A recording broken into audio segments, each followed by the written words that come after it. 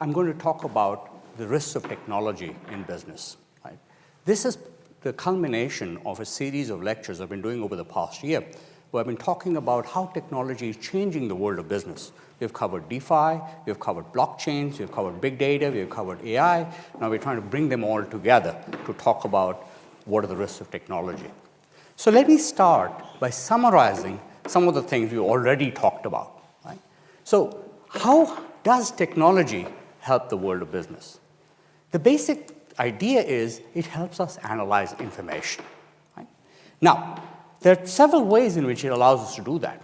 For example, it creates what I call one-way transparency. In other words, businesses know about us. They know what you want, they know how you can react, and they can sell you goods and services appropriately if they know exactly what you want. We have talked about how they solve problems with information asymmetry. So one example of information asymmetry was this example I used in my first lecture where I talked about a car insurance company called Root. So car insurance companies want good drivers. They don't want bad drivers. So what Root does is makes you download an app onto your phone. So while you have the app on your phone, it makes you drive around for a week, 2 weeks before you ask for a quote. And during that 2 weeks, it analyzes everything about your driving. How fast you drive, what roads you drive on, do you stop at red lights, how fast you go around corners. It knows everything about you. So basically, allows you to basically cream off the good drivers and send the bad drivers to other insurers. Right? So these are the problems of what we call moral hazard and adverse selection. And of course, businesses also don't trust each other. So, we write a contract, we have to pay somebody to verify the contract. That's all very expensive. So we also talked about how you can use decentralized blockchain technology, distributed ledger technology, to record information so that nobody can alter it once that's written down. Right? So these are some of the areas we've talked about in the past. The key problem with all these things is, at the end of the day, businesses are making inferences about us as human beings. What does that mean? Let's take a typical economist, right? We can't see into your head. We don't know what you're thinking. But what we can see is what you actually do, right? That's what businesses have access to. They have access to what you actually do. So, take an example.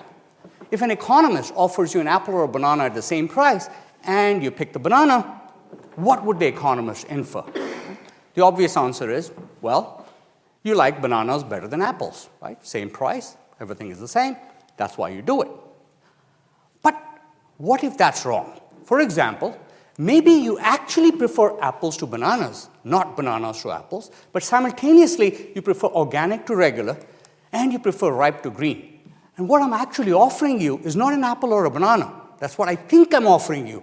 But what I'm actually offering you is the contrast between a ripe organic banana and a regular green apple. I like the apple part, but these two dominate. And so I give you something, and I make an inference from it, which is really not true, because I'm reacting to dimensions you haven't even thought about. Right? And there are more dimensions. What happens if, how and where it was grown? Sugar content, nutritional value, shelf life. There's so many dimensions we can make a decision on. But businesses have only access to few of these dimensions.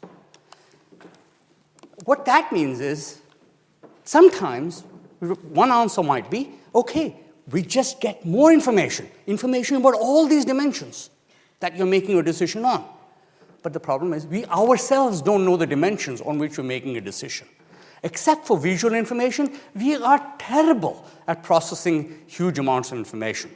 There's a famous paper written by George Miller back in 1956. He called it the magical number 7 plus minus 2.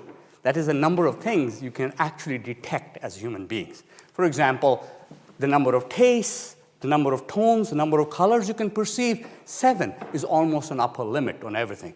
That's possibly why American phone numbers are only 7 digits long. Right? British people are probably smarter because we have much longer phone numbers. But anyway. 7 plus or minus 2. Well, the problem now is, early attempts at manipulation, early attempts at selling you something, depended on rather crude measures.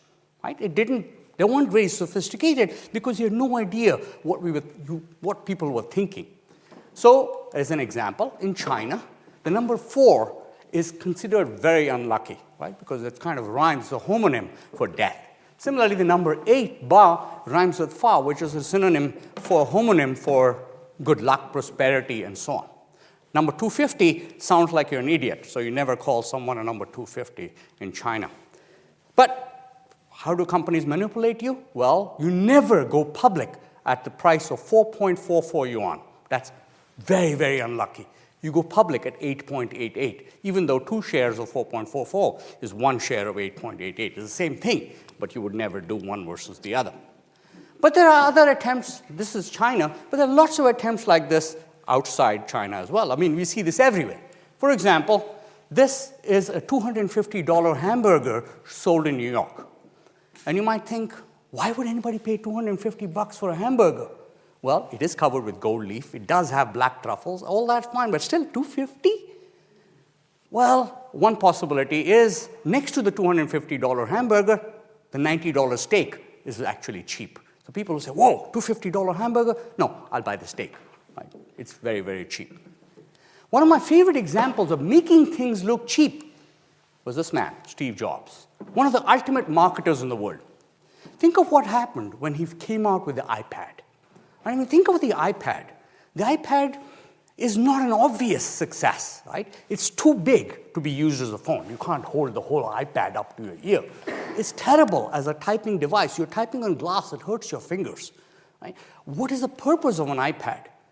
Well, let's imagine when Steve Jobs initially unveiled the iPad to the world, what he did was to have this, standard press conference that talks about the iPad, and then he says, let me get to the important question here, which is how do you price this iPad?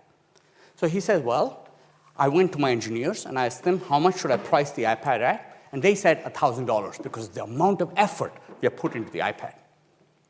And then he says, I went to my marketing people and they said, don't price it at $1,000, price it at $999.99 because it sounds less than $1,000 and people will be fooled. Right? And the audience is laughing because, obviously, they're not going to be fooled by that type of pretense, right? So the word $999.99 appears in big letters across the screen. And then Steve says, well, I'm not going to charge $999.99. The numbers disappear, replaced by $799. He says, I'm not even going to charge $799. That disappears, replaced by $499. He says, that's what I'm going to charge for the iPad, $499. You've never seen an iPad before. You've never held an iPad before. What do you know about it already? It's cheap. Right? Hell, you can buy 2 iPads for the same price. Right? Or yet another example, I don't know if you've ever seen this, but if you go to a Starbucks, they have slightly unusual sizes. This, by the way, the numbers were, I took this from India, so these are rupees, it's not pounds. Right? But still, you have tall, grande, and venti. Why does Starbucks have these weird sizes, tall, grande, and venti? Right? The answer actually goes back to the initial days of Starbucks when they were competing against McDonald's, for example. So what would happen is that these guys would price their small is more expensive than the large at McDonald's.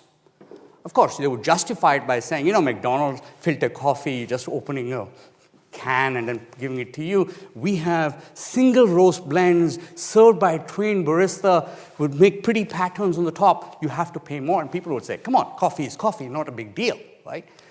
But then, so what they did was to make their smallest cup, call it the tall, so that now you're comparing that small cup of McDonald's with a large cup a small cup here at Starbucks with a large cup at McDonald's. And then the next size up, you don't call it medium, you call it grande. I mean, it's grand, right? It's big. Right? And so people would say, oh, wow, that's pretty good. But my favorite all-time number is the third one, which is venti. Now, if you know Italian, venti, it just means 20. Right? It's not a size, it's a number. Right? So, but why did they call it 20? Right? Well, because the key word, it's Italian. So people will say, Italians associated with good coffee, And I sound sophisticated when I say, I'd like a venti. It's like really, it's me, right? And of course, once you get used to it, you're used to paying super high prices at Starbucks, right? It turns out in Texas, they now have a size called a 30, which is 1.5 times the size of a venti. Oh my God, after drinking that amount of coffee, you will stay awake for 3 days. Okay. All right, so what does tech do? So these were early attempts at manipulation. So what does tech do? Well, the idea is it allows us to go deeper into what people want, deeper into their preferences, to figure out exactly what their choices are. An example I talked about last time was about Target spending an enormous amount of time predicting when women became pregnant. Why? Because when you become pregnant, you're doing something for the first time, you're doing something you've never done before. You're shopping for things you've never shopped for before. So if Target can predict that, they can get you to switch to Target, you will start shopping in the new place, and inertia will keep you there. That's the idea. But more generally, if you look at if you look at service-related items, not just shopping for physical items, most websites and other things use something called A/B testing. So what they do is they give you 2 versions of a website. Amazon does this, so does LinkedIn, which ran social experiments on 20 million users over 5 years. So the idea was basically you give you slightly different versions, different font, different something else. So which one do people click on more often? If you do this for a sufficiently large number of people, you get, okay, this font appeals to people more than that font. Remember, they're still not going on, they don't know what's going on in your head. All they can see is what you're actually clicking on, right? And of course, that gave rise to something like Cambridge Analytica, based out of Cambridge. But they claimed they could understand you in such detail, they could predict whether you were likely to vote for a Republican or as a Democrat voter. So the Republican Party in America paid a ton of money to these guys to try to get them to sway an election. How successful we are, I don't know. But, in 2016, Trump was elected, so I don't know anything anymore. All right. So does it do a good job? Right. Well, let's take a simple product. This is a robo-advisory service. Right? The idea is a computer replaces a human advisor when you're choosing what to invest in. Okay? So here are some examples. And the beauty of using a computer is the fees are close to 0. So 0% management fee, 0.25% management fee, and so on. And the account minimums are really low, 0, 500 in that case, but usually very low. Right? So the idea is I have a robo-advisory service which can do exactly the same thing as a human advisor, but is way cheaper. So how do these systems work? One thing they do, so if you look at Betterment, this is their website. So they say, we serve one purpose, to help you make the most of your money. We have proven investment strategies, blah, blah, blah. Everything really geared we can do better as a computer than a human being could. Okay, so how do they do it? They look at questions. They ask you questions about how risk tolerant are you? And the idea is, if I find out how risk tolerant you are, I'll be able to do a better job of placing you into a portfolio than a meeting with your human investment advisor, right? The computer is predicting how risk tolerant you are. Do they do a good job? Well, let's take a look. This one here was sent to me by Goldman Sachs, Marcus, in 2021. And they said, well, here's a special offer. Pay no advisory fee for 90 days, and we get a digitally managed portfolio built with Goldman Sachs expertise. Like, this is pretty good. Let's see how good this is. So I said, I basically copied all their questions for this class, right? Because that's what we do. We see weird things like this. We always take notes of it. But anyway, so there's some questions I can answer, right? And bear in mind, I teach this stuff. So the question I can answer, are you able to save after paying your monthly expenses? Yeah, I can probably do that. Do you have currently enough savings to cover 3 months of living expenses? Yeah, probably okay.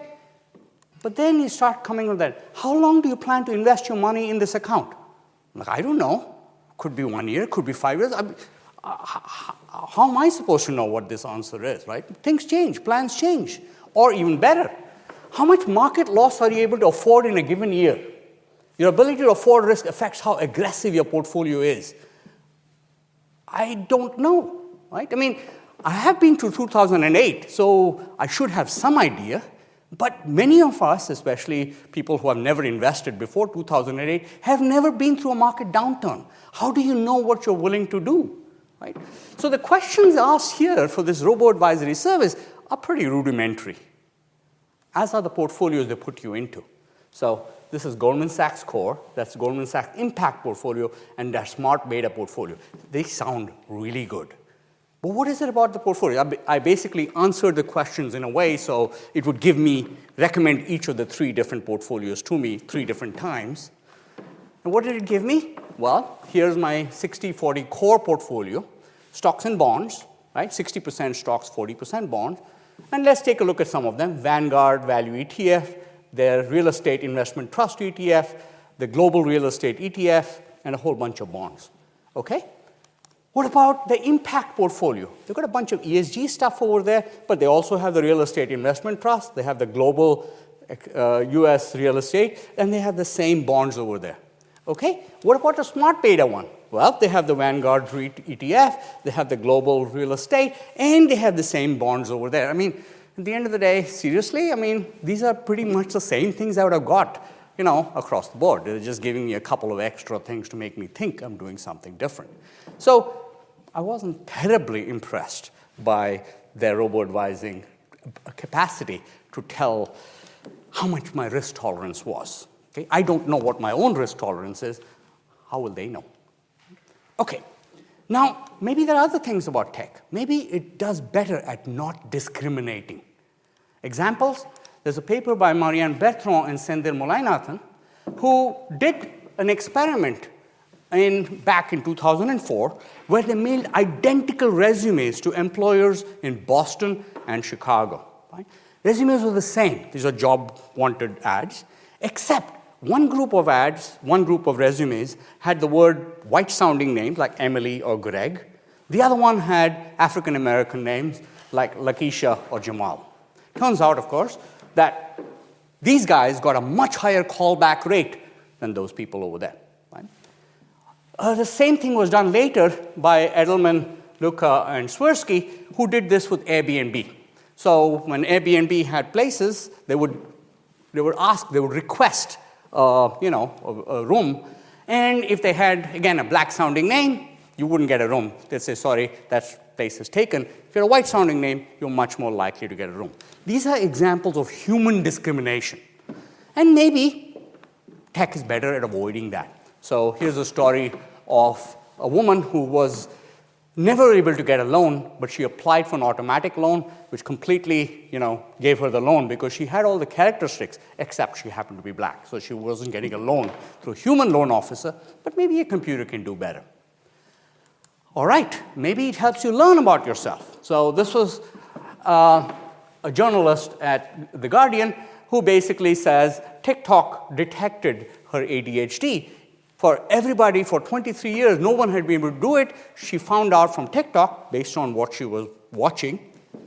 And that sounds good, except there's another article which talks about same diagnosis videos leave some teens thinking they have rare mental disorders, when you actually don't, right? The way TikTok works is it checks how long you're spending on watching a video. If you like that video, it'll give you more of those videos. Right? So the amount of time you spend is all it does. That's one variable which tells it what type of person you are. You watch it for 30 seconds, you're going to get more videos of that type. You watch it for 2 seconds, you get less videos of that type. Well, sometimes it may do too good a job. Here's an example of Big Pharma finding sick users on Facebook. Unlike the NHS, in America it's all privatized, so there are lots of ads. If on Facebook you type in the word for cancer awareness, Facebook will sell it to GlaxoSmithKline and you get ads for Zejula. If you're interested in the National Breast Cancer Awareness Month, you get ads for Piqray. Signs you're having a stroke, if you type that in, you get Brilinta. And, chronic obstructive pulmonary disorder, Trelegy. You can look at this all yourself. This is on GitHub. And so this Colin Letcher is the guy who compiled this. You can download literally every drug, link to the drug, and why this drug is recommended to you. So whatever you type into Facebook, you get an ad right away for some kind of drug like that. And unfortunately, the information leaks. What that means is an example like this. Right? So it turns out that there is a woman's health app called Flow, which asks you to enter intimate details about your body that you don't necessarily even want to tell your closest friends, right? Whether you had protected or unprotected sex, things like that. And Flow basically said, we are committed to respecting your data privacy, providing transparency about our data practices, and in particular, we will never provide third parties with access to information with no survey results, no information about which articles you view. You get nothing. They get nothing from us, right? And the only case we'll give that information is information that's reasonably necessary to perform the work or comply with the law. Sounds pretty reassuring. They were sued for basically giving every detail of the information they had to Google, to Facebook, and to analytics firm Flurry, through AppsFlyer, and so on. And they had no restrictions on what those people could do with the data. Basically, all your data out there, right? So if you put any personal data on any of these websites, there's always a risk that it can be taken away. Right? All right, and it shows up in unexpected places. So here, for example, is a digital product placement company, which is on streaming services. So in other words, if you watch Netflix on your phone, remember, your phone knows what else you've been watching. So if you're a Pepsi drinker, the ad in the back of this scene over here will have a Pepsi ad. If you're a Coke drinker, it'll have a Coke ad. So it changes this on the fly while you're watching your TV series, right? Depending on who is watching at what time. And of course, sometimes it makes mistakes. So in India, for example, it turns out that you can buy a phone, right? I mean, like in everywhere. The point is it's expensive for Indian markets. So what a lot of Indians do, they buy it on the second-hand market. And that's fine, except because the phones are so expensive, sometimes the first user sells the phone on to a second user. He takes a loan for the phone, and then he sells it on to a second user without telling the second user there's a loan outstanding on the phone. So you can imagine, as it did happen, this poor guy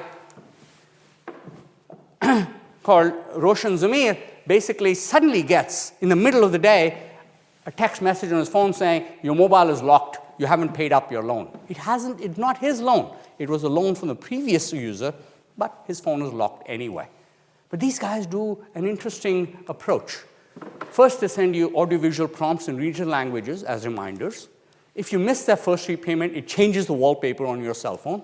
If you're a prolific selfie taker, every time you press the camera button, it will immediately send a note to your phone. It'll plaster a brand image on top of it.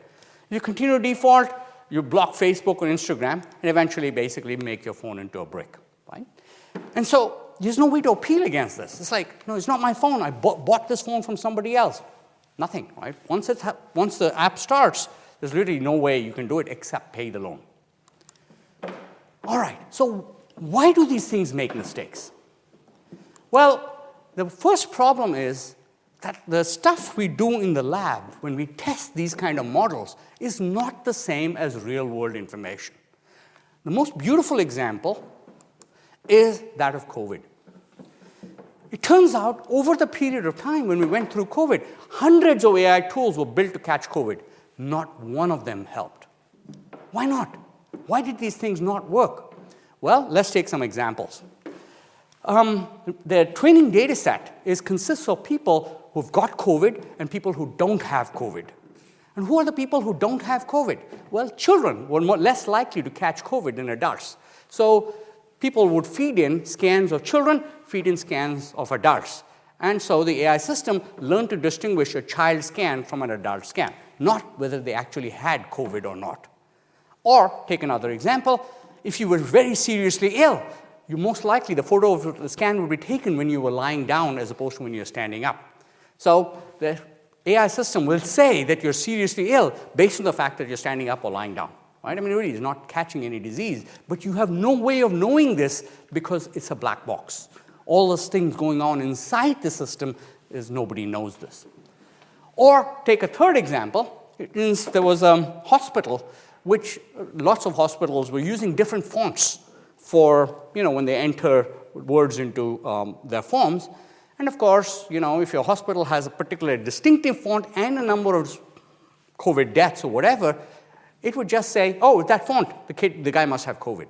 It's not really anything to do with COVID. It's just picking up on things, on patterns, which you don't think of when you're actually running these things. So in other words, when you're looking at what you can do, this is clean, beautiful data, and it doesn't work when you're looking at the real world. So another example is when you're looking at detecting cataracts. So Google came up with an AI system which would then say, I'll send you a photograph of someone's eye, it will tell me whether it has cataracts or not. Worked beautifully in the lab. Did not work so well in the real world because in the real world, these are nurses who are trying to take care of a patient. There are brownouts. It's in the Philippines, in India. There are brownouts. They're not trained to do this stuff to the level required for an AI system. They're just doing the best they have with the equipment they have. It's not their job to train an AI system, but that's the information that gets uploaded. You have no way of actually working with this stuff to talk about real-world inferences you can make. And the last problem is that of underspecification. Right? Even if the training process can produce a good model, it might still put out a bad model because it doesn't know the difference. But because there are so many moving parts inside the AI system, we don't know it either. We don't know what can be done. So there is a particular reason for making mistakes, and that is called Goodhart's law. Goodhart's law says basically, once a useful number becomes a measure of success, it ceases to be useful. Right? Let's take some examples, basically non-technology related.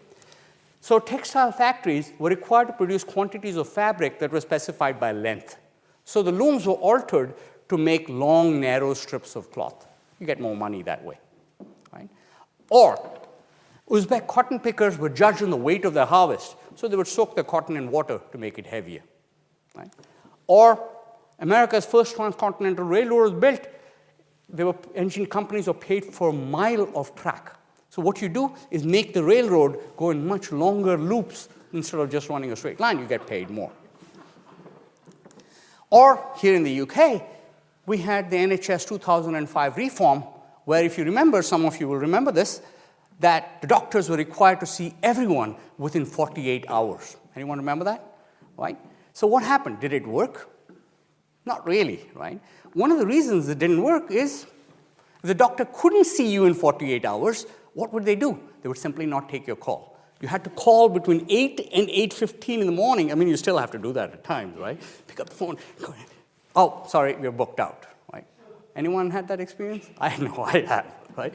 So that's the whole point. You're giving an incentive to do something, but obviously the moment you have that incentive, they know they have to meet that incentive, so the behavior changes to take advantage of that incentive.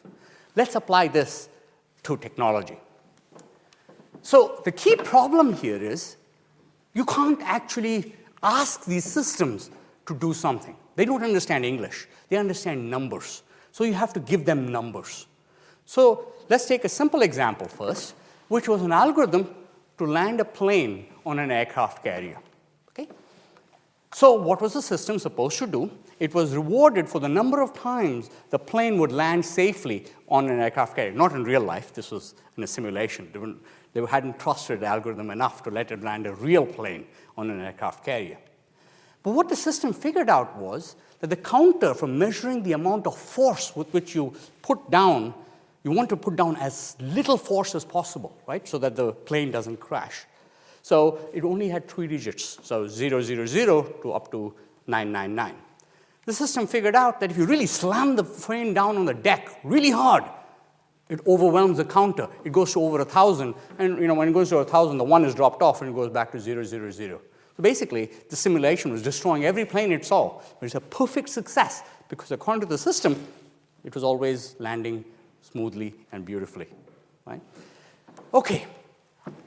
A more serious example, which is really happening, are companies like Northpoint in America, which use algorithms to determine whether if you are in prison, will you commit a crime after being released. So what they do is they collect a lot of data. So they have a risk assessment form. They ask questions about your current charges. Are you a gang member? How many times have you been arrested before? About your family. Do you live with both parents? All this kind of stuff, residence, and so on. Right? So they collect an immense amount of data, and they feed it into their systems, and the system pulls out a risk score. The risk score is high risk that after you're let out from jail, you will commit a crime again, or low risk, right? So it depends on how you get bail and so on. So what's the problem? The problem is the 1 and the 0. Remember, you have to say, did you commit a crime? So you have all this data predicting whether you're going to commit a crime or not. That's the 1 and the 0 on the other side. 1, you will commit a crime. 0, you don't commit a crime. And you're trying to predict the number of times it's going to be a 1. So what happens? Well, it depends on the number of times these people are arrested after being let out from jail. But the police are not arresting people at random, right? You're much more likely to arrest somebody who's poor or black than somebody who's rich and white. So you end up with scenarios like this. So here's a lady, Brisha Borden, who was 18 years old. She was apparently trying to pick up her god sister from school, and she saw a bike, some other kid's bike lying there, so she grabbed the bike and started pedaling away on the bike. Someone called the police. She was arrested. She was stuck in prison, and they ran the algorithm on her. Vernon Prater, on the other hand, had already committed several crimes, including armed robbery and assault. He was arrested too. And the system called him a low-risk person. Brisha Borden was high risk. Right? 18 years old, this guy is 35 years old, and he's already convicted of several crimes before he got caught. Today, she's never committed a crime again. This guy was recently put away for 8 years for stealing several $1,000s of merchandise from a warehouse.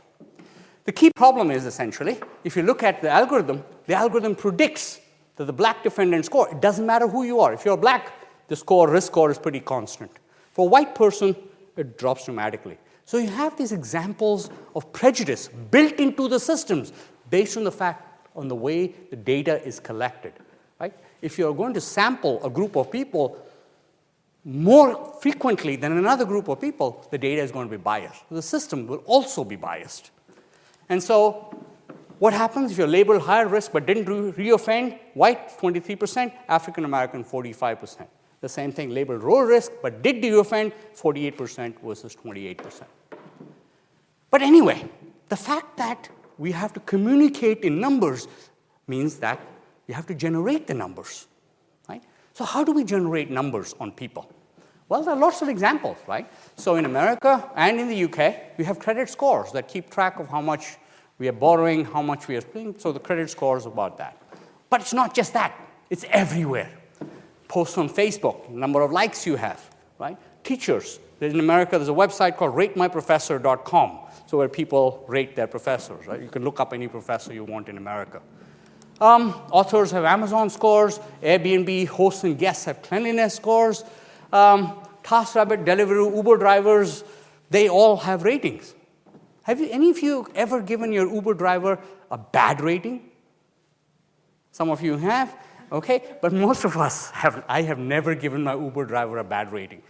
There's several reasons for this. Number one, the guy, his job depends on him not dropping below a certain rating. So if he's just being rude to me, I'm fine. Right? As long as he's driving safely, I'm okay with that. And the second thing, of course, he knows where you live, right? So you don't necessarily want that. One of my favorite examples was a friend of mine who was based in San Francisco, and she, as an investment banker who used to work in New York. This is all pre-COVID. But anyway, she was telling me the story of her driving, to the airport. She had called an Uber. She was driving to the airport, and she was typing away on her laptop, not looking up, until she looks up. She's driving over the Bay Bridge in San Francisco, which means the Uber driver is taking her to Oakland Airport, not San Francisco Airport, where she was supposed to catch the plane. So she panicked. She calls her husband and says, the Uber driver is taking me to the wrong airport. And the husband says, don't yell at him. You'll get a bad rating. That was the first thing he thought of. He didn't say anything else, right? So that's the worry we have, right? Or Fitbit scores. So a lot of companies basically say, you know what? If you use a Fitbit to measure how healthy you are, we'll have team contests, we'll have ways to make people healthier, move on a little faster. Of course, right? I mean, I've had that experience a couple of times. I got a pedometer, I got a bunch of things. But anyway, I realized that, number one, if I'm not being measured, why do it? So, if I'm sitting in a room and my Fitbit's in a different room, am I going to be bothered to get up and get it? I'm like, I'm going to sit in my chair and relax. If I really want to get my Fitbit score up, attach it to my dog. It really does a great job, right?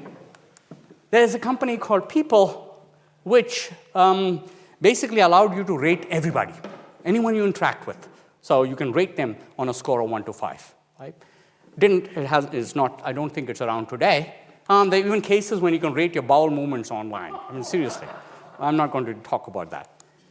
But all of this sort of reminds you of that Black Mirror episode called Nosedive, right? Where basically you're rating everybody. And if somebody has a low rating, why talk to them? I thought that was creepy when I first saw Black Mirror, that particular episode, until I realized something similar to this is happening everywhere around the world. The most prominent example is in China, where companies are testing AI software that can recognize minorities and alert police just to be on the aware, that there's somebody out there whom you might want to keep an eye on. But that's not all. The most amazing example, again in China, I'll talk about how it's actually being implemented, which is different from what the concept is. The concept is that they want to give all their citizens a score, and that rating affects every area of your life. If you have a low score, you cannot buy a train ticket. You cannot rent a house. Nobody will do anything, right, for you. You're basically blocked off. It's not quite that bad. How do you construct a score like this? Well, you have up to 950 points, 5 sets of factors. Factor 1 is your credit history. Do you pay your bills on time? Number 2 is ability to fulfill your contract. How much assets do you have to pay off somebody if they need to? Third, your social status, so educational, professional background, and so on and so forth. Fourth is your behavior and preferences. So in other words, if you buy nappies, that's a sign that you're a responsible parent, you get a higher score. If you buy, Temple Run or Clash of Clans, not good. They lower your score right there. In fact, they can change this on the fly. This is the ideal state of the world. That means, in other words, if you like having a drink, you have one drink, the price is okay. The second drink you have, the price goes up because the price is adjusted. But that's in a Black Mirror type world, right? Not yet happening in China. But you can imagine, combined with central bank digital currency, that's something which can easily be done. But the funniest part, when I say funny, I mean odd, not hilarious. What do your choice of friends say about you? So in other words, if your friends are criticizing the government, your score goes down, right? So you have to be very careful in who you pick as friends. And that, to me, is particularly an insidious form of censoring everything you do. Right? Now, so why sign up for this? Well, you get a lot of perks. Right? So for example, if you have 600 points, you can take out a loan. 650 points, you can rent a car without leaving a deposit. 700 points, you can apply for Singapore travel. Above 750, your fast-track application with Schengen visa. You can also increase your odds of getting a date. Turns out the higher your score, the higher your profile is ranked on websites, dating websites like BuyHill. Okay? So, sounds scary. Well, in reality, the system hasn't been implemented yet. Okay? So there's a lot of talk about this. People are getting very worried about it, but it really hasn't been implemented yet. What has been implemented is the financial credit scoring. It's pretty much just like the US, right? So we do this all the time. The stuff which hasn't been done is the social side. And nobody really knows how this works, which means that a whole bunch of local organizations are introducing pilot programs, right? Because they don't know what the rules are. So they're experimenting with different ways of doing these things. So for example, here is a town in China which has its best citizens. These are the outstanding citizens posted on a website and on media around the town. So everybody starts in this town with 1,000 points. You help somebody else, like putting up a basketball hoop in the local school, for example, 30 points. You donate a TV to the homeless shelter, 50 points. You know, if you're a good citizen, you get more points. If you get a traffic ticket, down 5 points. If you're drunk driving, minus 20 points, things like that. But how do they get the data? Well, the group of people, they get little clipboards. They go around town every day asking people, okay, what good deeds did you do? What bad deeds? And they ask their neighbors, what good deeds did your neighbor do? Or what bad deeds did your neighbor do? I mean, it's just literally paper-collected data. It's not electronic. It's not. This is a small town, right, in the middle of nowhere. And this is the problem. There is no control about what that data is being collected for and who it's being used for. So, in fact, this is sort of like the idea of social physics. This set of books really influenced me when I was a kid, when I was talking about the whole idea that you can predict history by looking at vast psychological movements which change the way people think. And of course, as Asimov predicts, everything goes wrong, right? You predict something, something else happens, you have to keep trying to solve that, something else happens. This is great books, highly recommended. Okay, what are the other problems? Security, right? In India, we have a system called an Aadhaar card, which is kind of like a biometric ID. Everybody in India has one of these because you need it to function anywhere in India. You need a bank account, you need anything, you have to show your Aadhaar card. And of course, it's been hacked, so you can buy this biometric ID, which you cannot change, unlike your passwords, for something like the equivalent of $200, right? So access to millions of people. That's scary. Okay, another idea is how easily that data can disappear. So in India, for example, another big thing for most parents is the education of their children, right? So there are exams like the Indian Institute of Technology have the joint entrance exams. The medical schools have something called NEET. There's a whole bunch of exams. And parents are desperate to get their kids into good colleges or good schools. So what these guys do, apparently, is buy the data from vendors ahead of time, right? And then they call the parents and say, I see your son's done well, but really not good enough to get into college. If you pay us money, I'll make sure that he can get into college. And of course, you give, are you going to say, I'm going to wait? He said, if you wait, it'll be too late. I have to get you in before the numbers come out. So, what are you going to do as a parent, right? You give up the money. And so these scams like this happen all the time. And it's again about the lack of control over that data. In the Flow example, that was the company giving up control over data to get money. Here it is just a lack of privacy, lack of security on your data. Okay, but that's not just in India and China. This is around the world. So there's a company here called the Ulysses Group, which knows that your cars are basically moving computers. There are chips in your car now, in the modern cars. You cannot, if you remember, when you do your driving tests, right?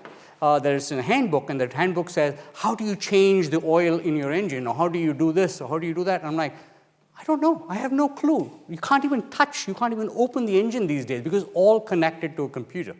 And what this company does is collect that location data. So they have data from BMW, Daimler, GM, Renault, all these companies. And they can sell you the data. It's like these are the locations around the world. They say they can get you 15 billion vehicle locations around the world every month. They know where your car is and where it's going. All right. The next problem, almost the last problem, I'm going to talk about is interacting algorithms. So we already talked about the problem with algorithms themselves, right? The data is bad, the data is not secure, the data is easily stolen. All these problems we've talked about. But we also have algorithms that interact with each other. What does that mean? First one is, of course, our standard credit reporting algorithms, right? These are the algorithms that give us access to loans, cars, homes, employment, and so on. But they're also algorithms adopted by government agencies. So that your health care, unemployment, child support services. Right? So who generates the first one? Well, basically consumer reporting agencies, credit bureaus, tenant screening companies, places like that. And they get the data from your public records, from your social media, web browsing, all that information. And what do they do with it? They basically give you scores, right? What your score is. The problem is, okay, that's relatively straightforward. The problem is not that. The problem is the second type. This data here feeds into the second data. And the second data set is government agencies who want to modernize their systems. So what do? Is how do they get the algorithms? Point is, most public agencies don't say how we picked an algorithm. They go with the lowest price. If you go with the lowest price, right, you get what you pay for in many cases. So in many cases, the system is prone to error. Lots of examples. In America, algorithms basically are keeping people trapped in poverty because they're not getting benefits, they're denied benefits. Or even if you're given benefits, in Australia, a company called Centrelink basically called 40,000 people and claimed they were unfairly claiming benefits that they were not entitled to. So what went wrong? Turns out the algorithm assumed that all these people had regular jobs. They get up in the morning, Monday morning, 9 o'clock, clock off at 5. And they do this week after week after week. But what about students? What about artists? What about people with irregular income? The system assumed they were lying. They're not actually working. They're claiming benefits, and they're claiming they don't have any income. Didn't show up. Or in the UK here, the post office scandal, where Fujitsu supplied a number of algorithms and claimed it was completely kosher. The postmasters were convicted for defrauding the system based on a bunch of algorithms which were wrong. Right?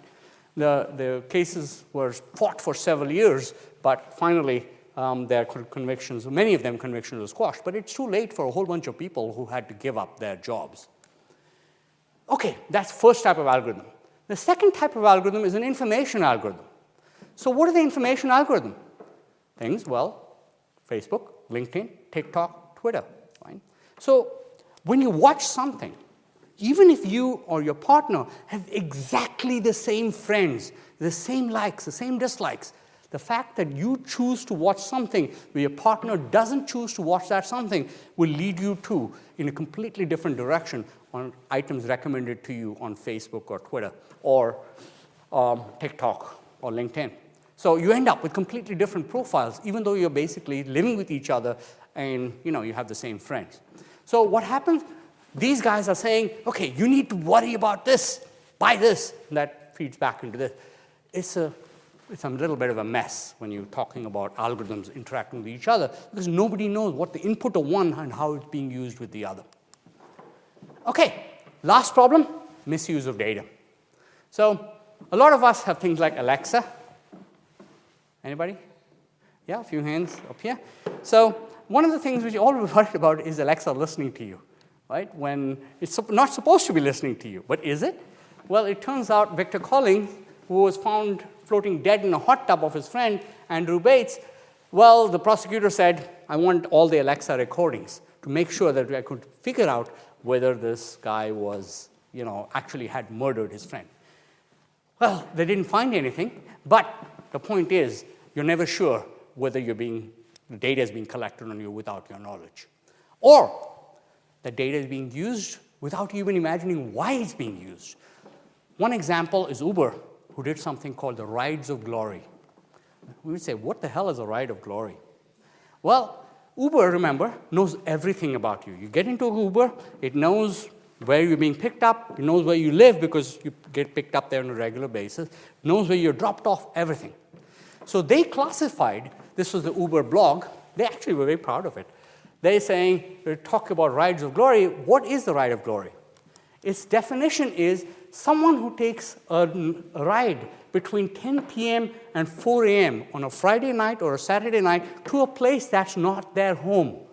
And then a few hours later, takes a second ride from within 1/10 of a mile from that one to the previous night's drop-off point. So basically, you got lucky, right? And Uber tracks it.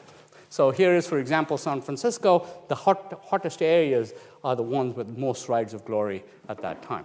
So next time you're taking an Uber, right? Okay. Another thing they have is something called God view. So God view is the idea. There's a journalist who was coming to Uber headquarters, and she was running late. So she calls her interviewee to say, I'm running late. He said, don't worry, I can see that you're running late. He could see her data in real time as she was moving. Now they claim they have stopped it, but they had that open for a long time. And they even did something more interesting called gray ball. If you were a politician who were opposing using Uber in your town, they could block you. So you're trying to get an Uber ride, but you don't get an Uber ride, right? So because they know you got out of this politician's office, they know exactly who you are. Well, tough luck. So you don't get to use Uber if you're against Uber.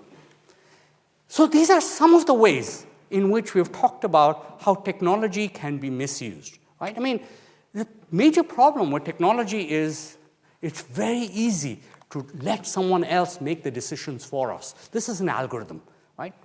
Will the algorithm give us the right decisions? If we don't actually do something about it, it's just very easy to accept a ChatGPT phrase without checking it.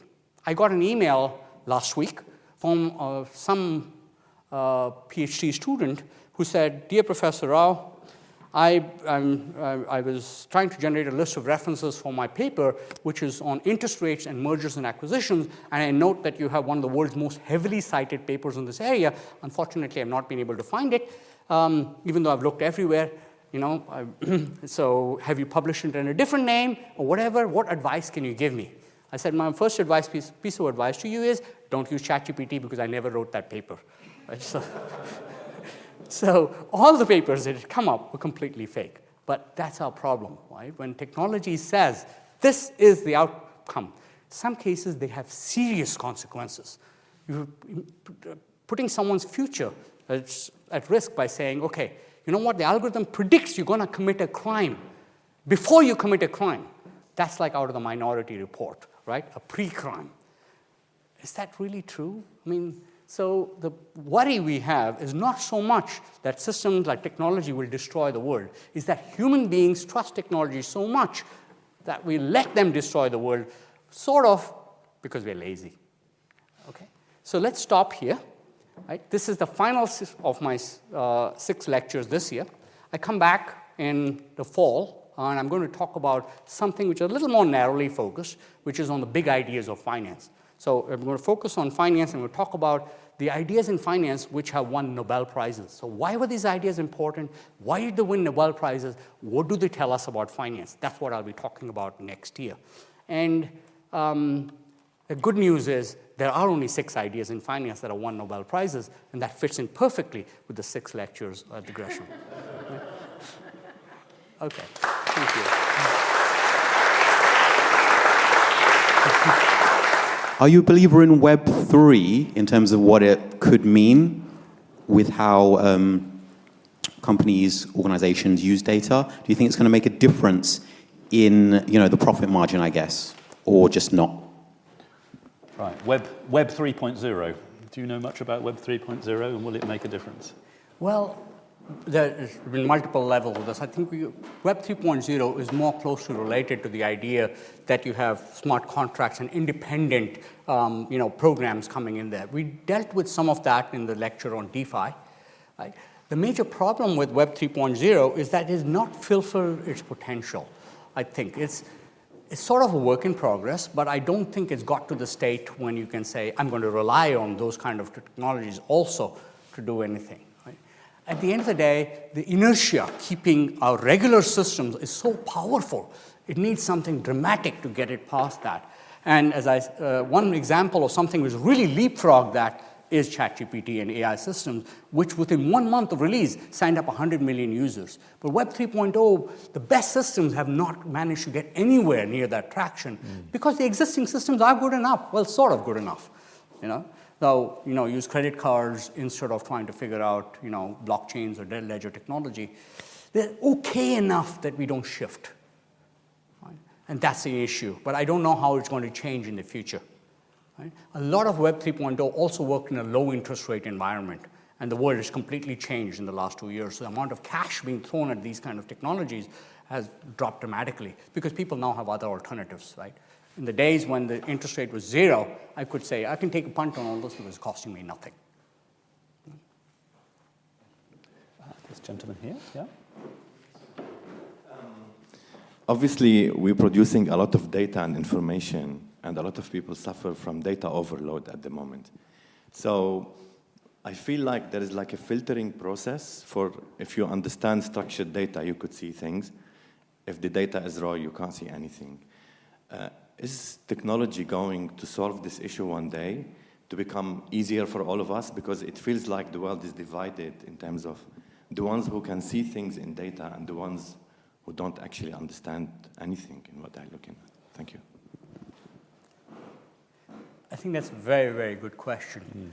And I think it was addressed actually very beautifully, I think, by Tim Harford in this weekend's Financial Times. He was talking about the fact was that who are these technologies going to help?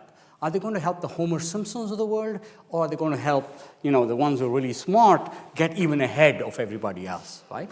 And so the idea goes back all the way to even think about the first spreadsheets introduced.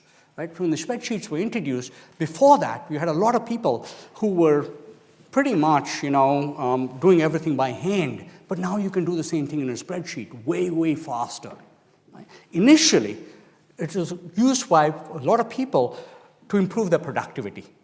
Right? So in other words, I could use a spreadsheet, but he couldn't use a spreadsheet. And so I would be much faster at giving out a solution. So it helps those. But over time, now pretty much everybody can use a spreadsheet. So it starts out, I think, with a group of people who are able to use it much more, but then everybody catches up. So I don't quite know how fast it's going to happen, though. And this gentleman here, yeah, go ahead. A question about the future of law in the country regarding technology. If I give you an example, hospital uses AI, which it's renting from a third party, uses someone else's data in order to train it. The AI misdiagnoses and it goes to court for liability. Who's liable? Did you get the question? So the gentleman's asking about the role of law in our society and where liability would sit when an AI agent created by party A, rented by party B, being applied in situation C. Absolutely. Well, that's also an excellent question. And the answer is no one knows, right? Because the key problem at the moment is the regulator is always a step behind. When a new technology comes in, I'll take an example right now, AI again. So many of the regulators are asking AI bosses to come in and say, can you help us out to understand the technology in order for us to regulate you? And obviously, that leads to conflicts of interest in itself, right? Because the bosses are always going to say, let's self-regulate. And if you apply that to banking, you could say to a bunch of bankers, you know what? I'm going to give you the ability to self-regulate because I don't understand how to make loans. Everybody would laugh that out of the room, right? So we need a way, I think, of having independent measures of trying to figure out these questions. But again, businesses have a lot of lobbying power, and so I'm afraid part of the problem is going to be that they are also trying to change the laws to make it as easy for them to operate as possible, which means effectively no law. I think we can sneak him one last You don't question. need do you this need the gentleman microphone? here, yeah, go ahead. Probably a good idea, because otherwise it won't get picked up. Yeah, we need to pick it up, otherwise people online can't hear you. Okay, it may seem very simplistic, it is, but how do you view the possibility of making an automatic guilty application to anybody that defrauds or disadvantages somebody who's falls foul of their algorithms? It would not need the ability for the regulators to keep up. Just say, if you can show that you've suffered a financial loss of so many pounds, it's up to the perpetrators to prove that they didn't cause that loss, and you would automatically get reimbursed. This would have solved the problem of the post office scandal. If the post office was charged with causing the financial loss to those sub-postmasters, and they would have to prove that they didn't, then they would have automatically been reimbursed. So it's a bit like credit cards. You know, you only have to say you've lost money on a credit card purchase, and the credit card company will mostly reimburse you. Correct. Crime could be like that. I can see a lot of reasons why you might want to keep things private without actually being illegal. Right? So, again, at the end of the day, you know, for example, cash does serve a valuable purpose. Right? It's not, with the amount of data being released right now, do I really want Google or all these people to know every single transaction I make? I mean, all my personal identity is tied up in a lot of the things I do. So I'm also a little worried about the lack of anonymity if I have to prove what I'm, you know, to prevent crime. So I'm going to prevent crime by making you prove your identity, but it also robs me of anonymity. It's a difficult problem. I don't think anyone has solved that yet. But these are useful areas, and that was one of the reasons why the original blockchain technology took off, because the whole idea was anonymity is possible through technology. You can do a transaction and trust your counterparty without knowing who they are. But again, as I mentioned earlier, it hasn't really taken off that much because it's so complex that people just used it to commit fraud in itself. Yeah. Right. So, ladies and gentlemen, the clock of Gresham College ticks to the compulsory hour that is always allotted us for these lectures. It's been a magnificent hour, wonderful series of lectures, which I have really enjoyed and can't wait till next year. Thank you. Thank you very much, Alan. Thank you.